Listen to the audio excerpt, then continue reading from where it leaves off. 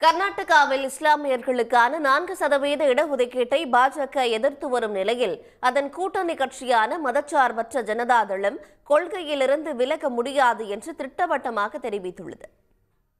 கர்நாடக அரசு ஒப்பந்தப் பணிகளில் முஸ்லிம்களுக்கு 4% இடஒதுக்கீட்டை எதிர்க்க மறுக்கும் கூட்டணி கட்சியான மதசார்பற்ற ஜனதாதளம் போராட வேண்டும் என்று பாஜக அழுத்தம் கொடுத்து வருகிறது. அம்மாநிலத்தில் அரசு துறைகளின் ஒப்பந்தப் பணிகளை மேற்கொள்வதில் பட்டியலின ஒப்பந்ததாரர்களுக்கு 24% இடஒதுக்கீடு வழங்கப்படுகிறது.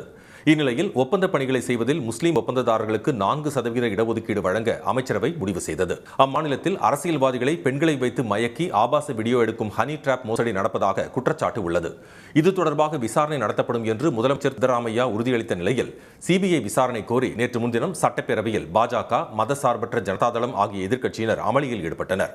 அதனிடையே சட்ட அமைச்சர் HK பாட்டீல் அரசு ஒப்பந்த பணிகளில் முஸ்லிம்களுக்கு இடஒதுக்கீடு வழங்குவதற்கான மசோதாவை தாக்கல் செய்தார்.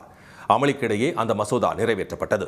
இதையடுத்து செய்தியாளர்களிடம் பேசிய கர்நாடக பாஜக தலைவர் ஜெயந்திரா முஸ்லிம்களுக்கு 4% இடஒதுக்கீடு வழங்கியதற்கு எதிர்ப்பு தெரிவித்து மாநிலம் முழுவதும் போராட்டம் நடத்தப்படும் என்று தெரிவித்தார். இந்நிலையில் பெங்களூருவில் நடந்த மதசார்பற்ற ஜனதாதள கூட்டத்தில் முஸ்லிம் இடஒதுக்கீடு மசோதாவை எதிர்க்கக்கூடாது என்பதே கட்சியின் நிலைப்பாடு என்றும் அதற்கு எதிராக பாஜக நடத்தும் போராட்டத்தில் கலந்து கொள்ள வேண்டாம் என்றும் முடிவெடுக்கப்பட்டது. முஸ்லிம்களுக்கு 4% இடஒதுக்கீட்டை வழங்குவது கட்சியின் தலைவர் தேவேகவுடாவின் கொள்கை என்றும் மதசார்பற்ற ஜனதாதள வட்டாரங்கள் தெரிவித்தன. விலைவாசி உயர்வு, ஊழல் உள்ளிட்டவற்றிற்கு எதிராக பாஜகவுடன் இணைந்து போராடுவது வேறு என்றும் கொள்கையிலிருந்து விலகப் போவதில்லை என்றும் அக்கட்சி தலைவர்கள் தெரிவித்தனர். இதனிடையே எதிர்க்கட்சி தலைவர் அசோகா இந்த விவகாரத்தில் மதசார்பற்ற ஜனதாதளம் போராட்டத்தில் பங்கேற்க வேண்டும் என வலியுறுத்தினார்.